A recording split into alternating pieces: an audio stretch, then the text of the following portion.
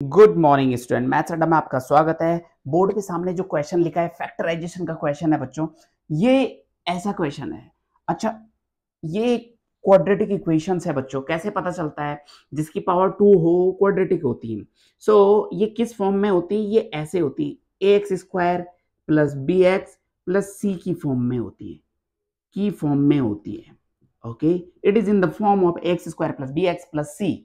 So if you compare, अगर आप इसको इससे कंपेयर करो तो आपको एक्स स्क्वायर में ऐसा रखना पड़ेगा, तो ए की जगह पे क्या आया?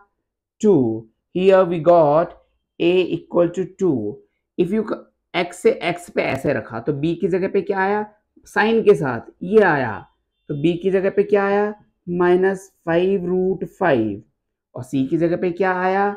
-15। देखो इतनी चीजें मिल गई ऑन कंपेयर पेयरिंग। सो आप क्या करते हो? सबसे पहले ए इंटू सी करते हो, ए का मल्टीप्लाई सी के साथ, यानी कि 2 इंटू -15 इक्वल टू कितना हो गया? -30। अब -30 के ऐसे फैक्टर करने हैं कि जो इस टर्म्स के बराबर आ जाए।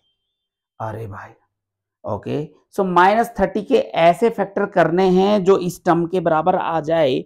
तो कैसे करोगे आप -30 के फैक्टर? तो -30 के फैक्टर निकालने के लिए आपको पहले उसको फैक्टराइजेशन करना पड़ेगा, और जब फैक्टराइजेशन करोगे तभी पता चलेगा आपको कि कैसे आए। अभी देखो, -30 के सारे फैक्टर्स निकालो आप एक एक करके। तो -30 के जब जब आप फैक्टर निकालने चालू करोगे तो तभी जा करके आपका सवाल आगे होगा। तो 6 5 जो 30 होता है मेरे हिसाब से, तो क्योंकि 5 यहाँ पे भी दिखता है। सो 6 5 जो 30, देखो बहुत सारे फैक्टर होते हैं। 130 जो 30, 215 जो 30, 310 जो 30, और 6 5 जो 30, फिर 5 6 जो 30, ऐसे करके ये बढ़ते जाए। तो केवल यही फैक्टर एक काम करेगा जो बीच में काम करेगा।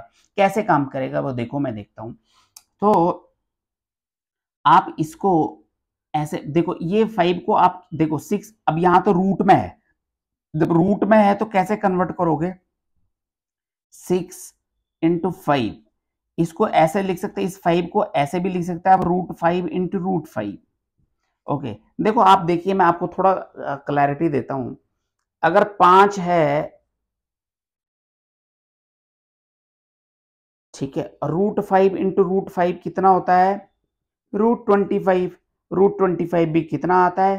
5 आता है, यानी कि 5 को √5 इंटू √5 लिख सकते हैं। किसी भी नंबर को दो रूट के प्रोडक्ट्स में मल्टीप्लाई करके तोड़ सकते हैं आप। अगर मैंने बोला 3, तो 3 को आप ऐसे √3 इंटू √3 भी लिख सकते हो। ओके, सो बहुत सारे ऐसे नंबर्स होते हैं। मैंने ऐसे बोला 7, तो आप √7 इंटू √7 लिख सकते हो। मैंने कहा x, तो आप √x इंटू √x भी लिख सकते हो उसकी जगह पे। सो यहाँ पे हमें ये थोड़ा सा कलाकारी करनी पड़ेगी, तो ये कलाकारी कर दी हमने। तो अभी एक फैक्टर हो गया 6√5, दूसरा फैक्टर हो गया √5, इससे ये पता चला हमें। तो यहाँ पे हम रखेंगे, बीच का -5 √5 है। ओके, सो हम क्या रखेंगे? मैंने ऐसी कॉपी किया ये 5√5x -15। सो यहाँ पे रखा हमने इसकी जगह पे 2x square -6√5x plus √5x -15। ये ऐसे कर दिया मैंने। इन दोनों का एक पेयर, इन दोनों का एक पेयर बनाया। अच्छा, इन दोनों का एक पेयर बनाया, सो इसको लिखा मैंने 2 into x into x minus 6 को लिखा 2 इंटू 3 इंटू √5 इंटू एक्स। ये ऐसे को ब्रैकेट बन गया, ये प्लस का साइन ऐसे आया, √5 इंटू एक्स माइनस, इसको लिखा 5 इंटू 3, है ना, और फिर 5 को क्या लिखा? अभी मैंने बताया 5 इंटू 3 लिखा।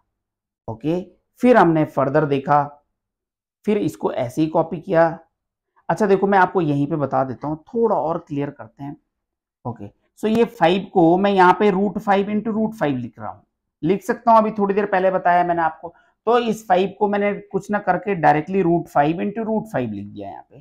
तो √5 इंटू √5 इंटू 3, मैं ये डायरेक्ट लिख रहा हूँ बच्चों इसको, √5 इंटू √5 इंटू 3। ओके, सो पहले वाले ब्रैकेट से 2b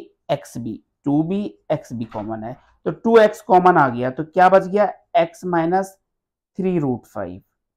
ओके, प्लस दूसरे वाले ब्रैकेट से रूट फाइव कॉमन है, तो रूट फाइव कॉमन है, तो रूट फाइव कॉमन आ गया बच्चों। तो यहाँ क्या बचा, x minus three root five into three, three root five, दोनों ब्रैकेट से x minus three root five common आ गया, दोनों ब्रैकेट से x minus three root five common आ गया। तो x minus three root five common आ गया, तो क्या बच गया यहाँ पे, टू एक्स ये बचा था और प्लस रूट फाइव ये बचा था, so equal to zero. So this is the factor of this question. बहुत जबरदस्त क्वाड्रेटिक इक्वेशन थी, बहुत बेहतरीन सवाल है, जबरदस्त सवाल है। सो चैनल को जरूर लाइक, सब्सक्राइब एंड शेयर जरूर करें। चैनल को देखने के लिए बहुत बहुत धन्यवाद।